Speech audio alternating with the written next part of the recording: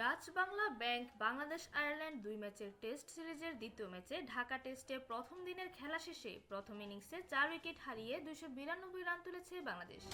সেঞ্চুরির খুব কাছে আছেন শততম টেস্ট খেলতে নামা মুশফিকুর রহিম। অন্যদিকে 50-র দ্বারপ্রান্তে রয়েছেন লিটন দাস। ৩ উইকেটে ১৯২ রান নিয়ে চা বিরতির পর দিনের শেষ সেশনের খেলা শুরু করেছিল বাংলাদেশ। চা বিরতি থেকে ফিরেই 50 তুলেছেন মুশফিকুর রহিম।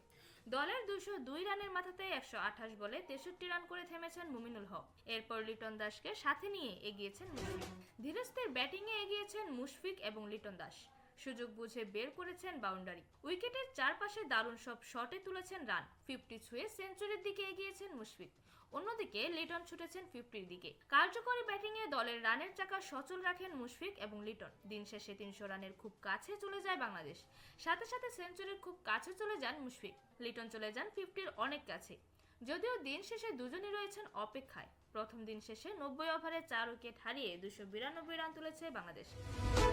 ১৮৭ বলে ৯৯ রান করে ক্রিজে টিকে আছেন মুশফিকুর রহিম। লিটন দাস অপরাজিত রয়েছেন ৮৬ বলে ৪৭ রান করে। আয়ারল্যান্ডের হয়ে ৪টি উইকেটই শিকার করেছেন অ্যান্ডি ম্যাকব্রাইন। দুই দলের মধ্যকার ২ ম্যাচের টেস্ট সিরিজের দ্বিতীয় ম্যাচ এটি। এর আগে সিরিজের প্রথম ম্যাচে সিলেটে ইনিংস এবং ৪৭ রানের বড় ব্যবধানে জয় পায় বাংলাদেশ। সিরিজে এগিয়ে আছে ১-০ ব্যবধানে। এরকমই নতুন নতুন খেলার আপডেট পেতে অবশ্যই চ্যানেলটি সাবস্ক্রাইব করে রাখুন। ধন্যবাদ। লেভাজ নিউজ।